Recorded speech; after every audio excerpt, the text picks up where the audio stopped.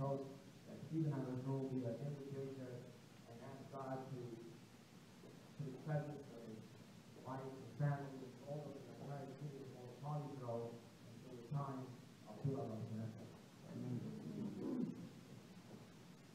Thank you, Rabbi Shapiro. Brings us to the final section of today's commemoration. We know that the world stands upon three things: Torah, Avodah, Gemilas Chasadim, the study of Torah, which we just did, davening, which we just did before, and then Gemilas Chasadim is acts of kindness, literal acts of kindness, which we talked about as well. Harry's inspiration that we should do acts that help our brethren on the other side of the world. So, as I mentioned in the beginning when we first started, today's Shloshim, being that Shloshim is an interfaith day, we're going from a time of mourning and we're getting back to a day-to-day grind. How do we do that? Especially the family, how do they transition? It's very easy for me as a rabbi, or other rabbis, that have not experienced such losses, to say, take the anger, take the anguish and channel it into something good. It is true. That's how the Jewish people are around. If we didn't have, if Am Yisrael, the Jewish nation, didn't have the capability of taking suffering and anguish and losses and channeling it to something very positive, we wouldn't be here. We're unfortunately very good at that.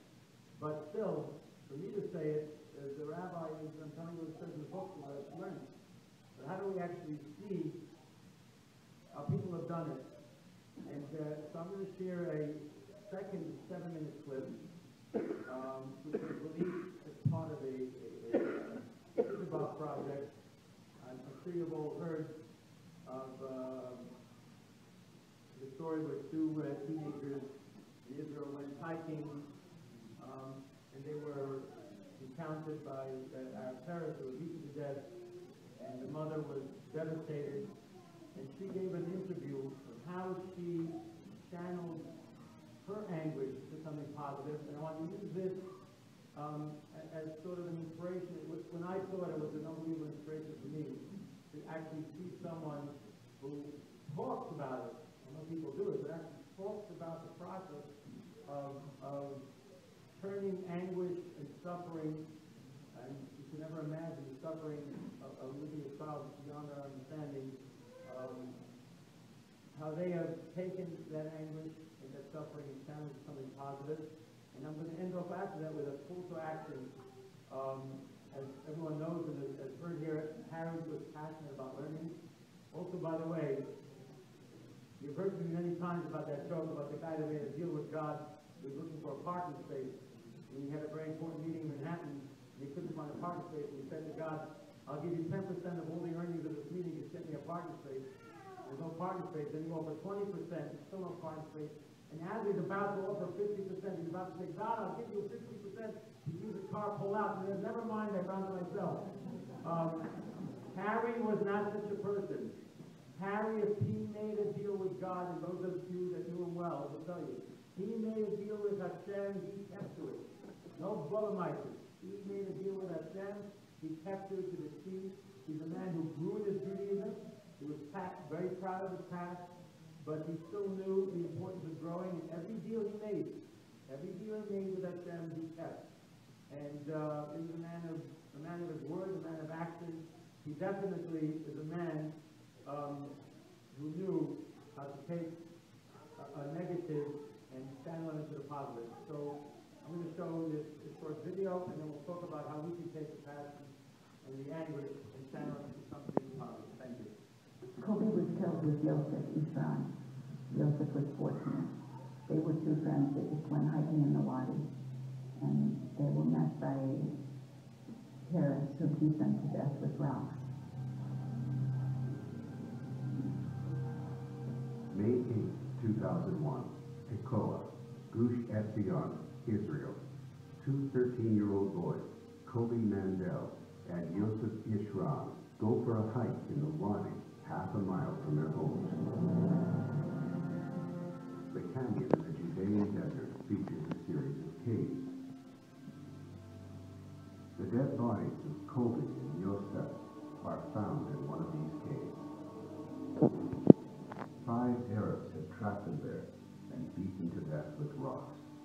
The boys were identifiable only by their dental records. The first year I cried every day.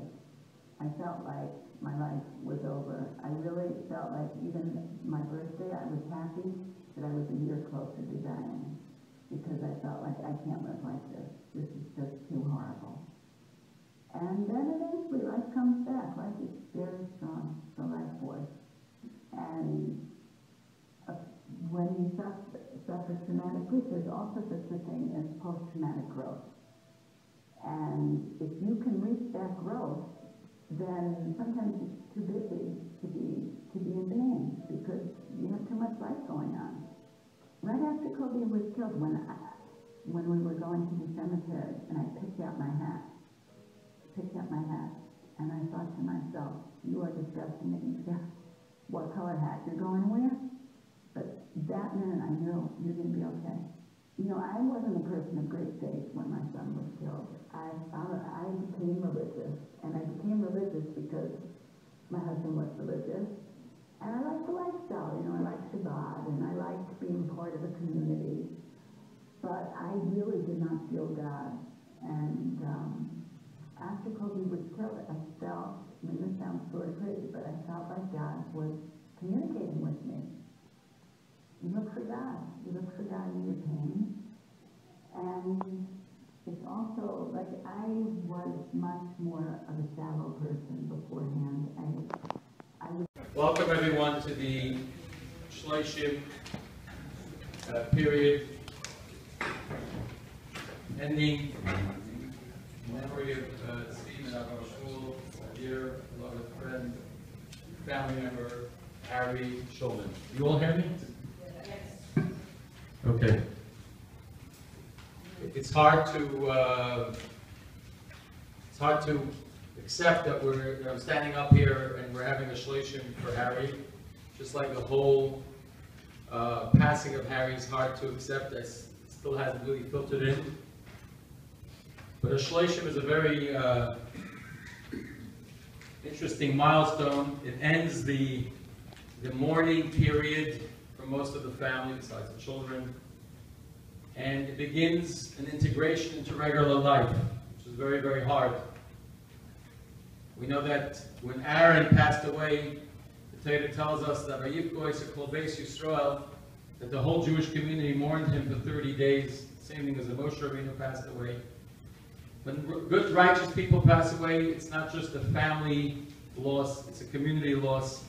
And the Shloshim is today, which is the 30th day, is sort of a transition from a mourning period and taking the anguish and the upsetness and the loss and trying to channel it into something positive. Halachically, technically, the Shloshim is over in the morning because just like Shiva, the 7th day doesn't have to be observed as a complete day.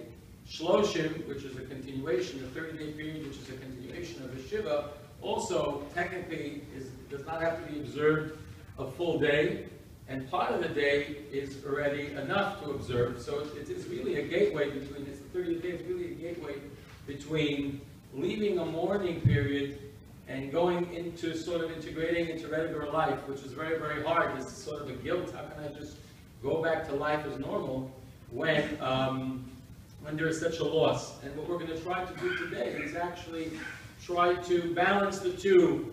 Take the memories of Harry and what we can learn from his life and use that as an energy to spring forward. So we're going to ask two of his very, very close friends to come up and share some words with us, a glimpse into their relationship with Harry, their friendship with Harry, and how Harry was part of our community, an integral part of our community. And that will be followed by showing a very short clip. You know that last year at this time, Israel was in a very, very dangerous situation. Not that it's not a dangerous situation now, but there's outright war in Gaza. And Harry was very, very concerned and touched and said, came to me numerous times and saying we have to do something, and I said to Harry, and he wasn't well then, and I said to Harry, we are doing, I'm telling you, the women are getting together, and we're really planning things. He says, no, I have to be involved. I want to know what you're doing and how we're going to do it. I want to be involved. And we had a little meeting with a few people that were concerned at that time, and he was incredibly involved in planning and how to move the programs forward and what we should do with the money raised in the community, because it was there was a lot of ways that money can be spent. And after I shared the feedback I got back from Israel, him and some others sat down and we made a plan. And I had one of, after it was all over, it was after the high holidays, and after Hanukkah was over, I said to myself, I really want to put something together of what our community did, our small community, what we did here to help our brethren in Israel, and actually to help ourselves, because when we gather together and when our children are involved, it helps us. When we're concerned about our brethren in Israel, it's really part and parcel of our education and training. And I had the girls, South African, Australian, Bumuka Groner, who was here, and she put together a short video, and I tried to show it to Harry one night, but we couldn't email it because the file was too big, and then I tried to have it uploaded to YouTube, and then we were having challenges there, and finally we uploaded to YouTube. I came back to Harry with my computer, and I said, now we got it, and for some reason we couldn't connect my computer to his internet. And then he went to Israel and it never happened. So I really feel that which I wanted to show him, his pride, should be shown here today. So we're going to start with asking the Levi, we'll ask Simon Zellinger, a close friend of Harry, to come up and say a few words in Harry's memory. Thank you. Thank you,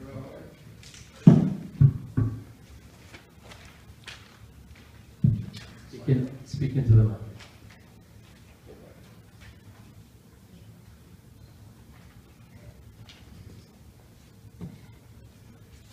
Whenever I walk into the shul for minhag, for shachar services, and Harry would already be there, he would give me a special one-sentence salute. Who let that Romanian into the shul? Throw him out. This was his way of greeting me, of letting me know that he was glad to see me. The sentence actually summarizes my entire relationship with Harry. In many ways, Harry and I were direct opposites, not only in personality, but also in our past experiences. We grew up and reached maturity thousands of miles away from each other. Harry's life in South Africa, from what I understand, was liberal and free as a white person. He was able to make choices, pursue his dreams without much constraint. He could follow his heart in terms of education, practice his Yiddishkeit, and pursue business. Harry was always too curious to know how things had been for me, growing up and living in Romania, a country controlled by a ruthless communist dictator and his vetted security police. At one point, I told him the story of my father, how he had built a thriving business after World War II, only to have it taken away from him shortly after when the communists took over in 1948. In the mid-1990s, Harry urged me to file a request for compensation with the Romanian government. He was very adamant about it because he cared. Unfortunately, nothing came out of it, but it made me and Harry feel better because I had tried. As you all know, he had an opinion about everything. Never at loss for words.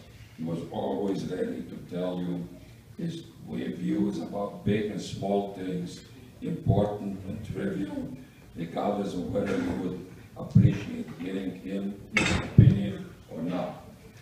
Brenda and Harry and Bella and I would often travel in the same car to places. my dear wife Bella, who can also talk, would be engaged with Harry in conversation, and Brenda and I would feel like extras, unable to even put in a word edgewise.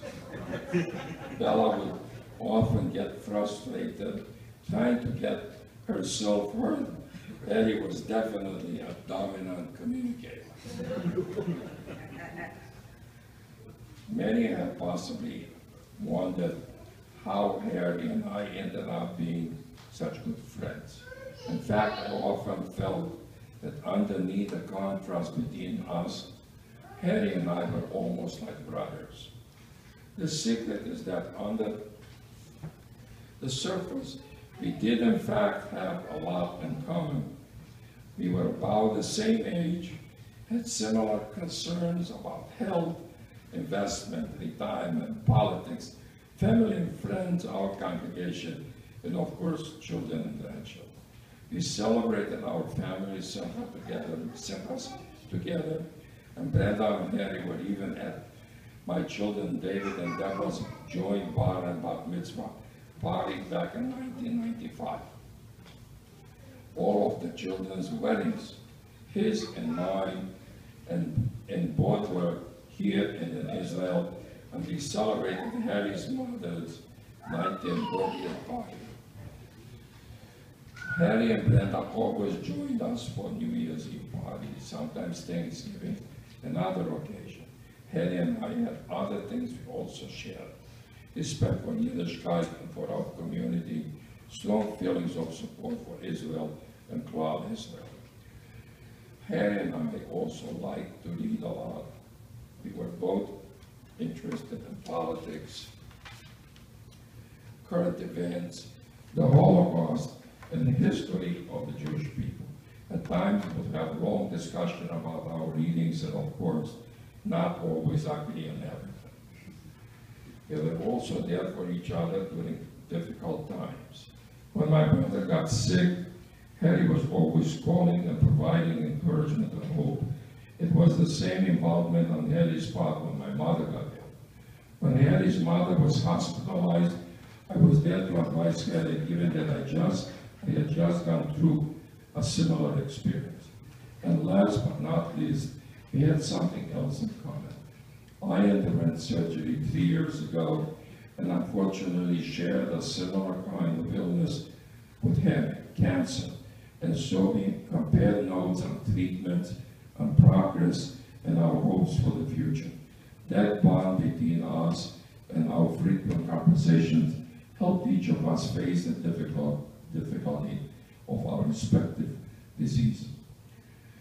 The Shloshim here tonight is yet another step in the process of mourning, of Harry's passing. I also consider it an opportunity to celebrate Harry's life and what he stood for. One experience that stands out in my mind shows what was important to him. Several years ago, Lara lived in Elizabeth. On a Friday afternoon, I got a phone call from Harry. He was looking to raise some badly needed funds from his friends to help our family and Lara's community who were going through great financial hardships to the point that there was no money to put food on the table for Shabbat. What a wonderful thing for Harry to do, especially when he did not really know the people. Harry was a mensch. And this brings me to my final thought about Harry and his life. A short two-line paragraph in the Torah portion of West Quran, which we read last week on Saturday, was just that on Saturday. It says, "Who shall do what is fair and good in the eyes of Hashem." And Harry did, as the experience I just told you about clearly illustrates. A few words for Brenda. We always cherished yours and will have this friendship, and we always will.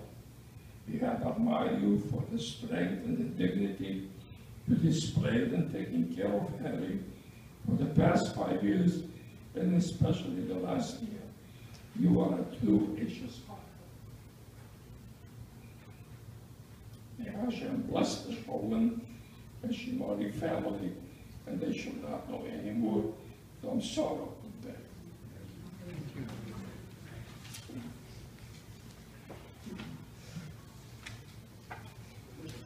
As you know, I was always surrounded by punctual people. Harry, Simon, and now the next punctual person. We'll ask a dear friend, Mayor Weitz, Michael Weitz, a good friend of Harry, to please come and say a few words in his memory. Thank you.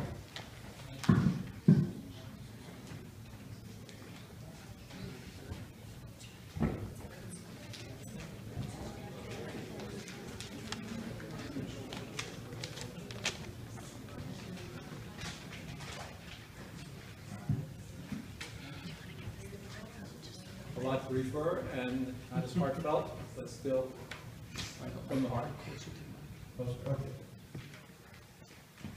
Good evening. We are gathered here this evening to mark the end of the Shloshim for our dear Tzvi ben Avraham Shmuel. We will not, or I will not, eulogize him tonight. All the tributes to and recollections of Harry, as recounted by all, surely are a source of comfort to Brenda and their beautiful family. So I only want to briefly speak about what seemed obvious, and that is Harry's love of Israel. Throughout the Torah, God describes the land of Israel over and over, repeating its virtues. This week's parsha contains my favorite description of Eretz Yisrael, and it goes as follows. Eretz chita u'seorah, v'gefen u'te'ina v'rimon, Eretz zeit